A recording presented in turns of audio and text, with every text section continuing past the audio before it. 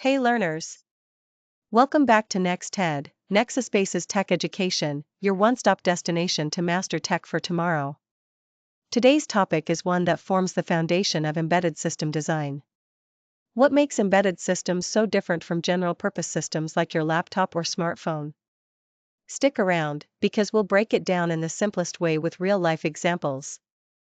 So why is this comparison important? Because everything around you, from the computer you're using, to your smart fan, is either an embedded system or a general-purpose one.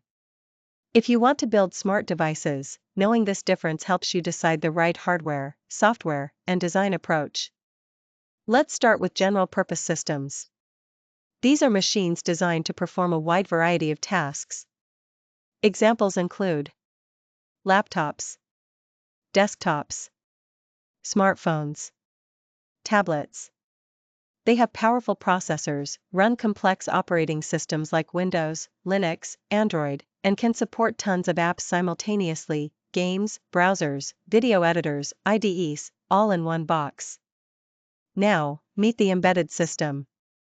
It's a small computer, usually a microcontroller or microprocessor-based device, that performs a specific task and does it well. No multitasking. No user-installed apps.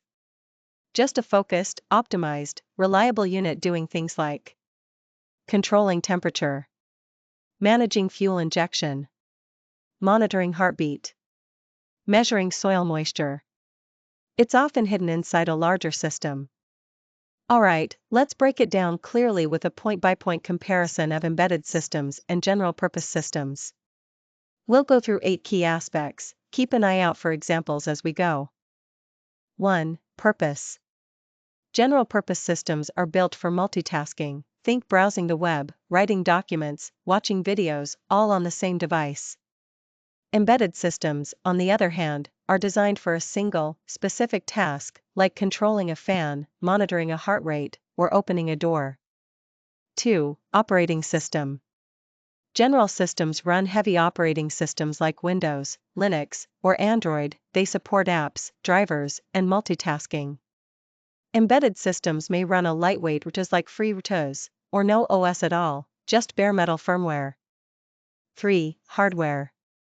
General-purpose systems use powerful CPUs, GPUs, hard drives, and RAM, because they need to handle multiple tasks and user interactions. Embedded systems usually work with a simple microcontroller, some flash memory, and basic I/O, enough for the job, but nothing extra. 4. User interface. Your laptop or phone has a rich user interface, touchscreen, keyboard, mouse, speakers. But embedded systems may have no user interface at all, just a few LEDs, buttons, or even no physical input. They work quietly in the background. 5. Connectivity. General systems support a wide range of connectivity options: USB, Wi-Fi, Bluetooth, Ethernet, you name it. Embedded systems may have just one or two protocols, like SPI, I2C, or UART, just enough to talk to sensors or modules. 6. Power consumption. This is a big one. General-purpose devices consume a lot of power. That's why your laptop needs charging. Embedded systems are built to run 24/7 on minimal power, often using batteries or solar panels, perfect for IoT. 7. Cost.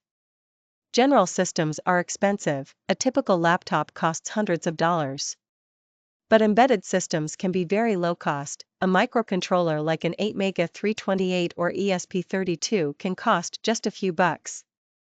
8. Examples. To summarize, laptops, desktops, and smartphones are general purpose. Smartwatches, digital thermometers, smart lights, and drone controllers, all embedded systems. So as you can see, each type has its strengths, and they're used where they fit best. Embedded systems are lightweight, efficient, and task-specific, ideal for automation and IoT. General-purpose systems are made for constant human interaction. You type, click, speak, swipe. Embedded systems often work in the background, interacting with sensors, motors, or machines. Sometimes they don't even need a user interface. Software-wise, a general-purpose system supports compilers, browsers, apps, games, all managed by a full OS. Embedded systems might just run firmware, code written in embedded C, C++, or MicroPython, uploaded via tools like Arduino IDE or Platform I/O. Some run on tools like FreeRTOS, Zephyr, or even TinyOS for real-time control. Let's compare them in the real world. Smartphone opens apps, streams video, edits photos. General purpose. Fitness band tracks your steps and heart rate. Embedded. Laptop writes code, browses, games. General purpose. Automatic door sensor detects presence and opens. Embedded. Drone uses embedded controllers for balance and GPS. And here's something cool, they often work together. A smart farming system may use embedded nodes with ESP32 in the field. Cloud server on a general-purpose system. Smartphone app to control and view data. So, both systems complement each other in smart solutions. To wrap it up, embedded systems are specialized, while general systems are universal. Knowing the difference helps you choose the right path in electronics, robotics, or IoT. In the next NEXTED episode, we'll explore the microprocessor and microcontroller differences and applications. Until then, like this video, hit subscribe, and keep building smart with NEXTED by Nexaspaces.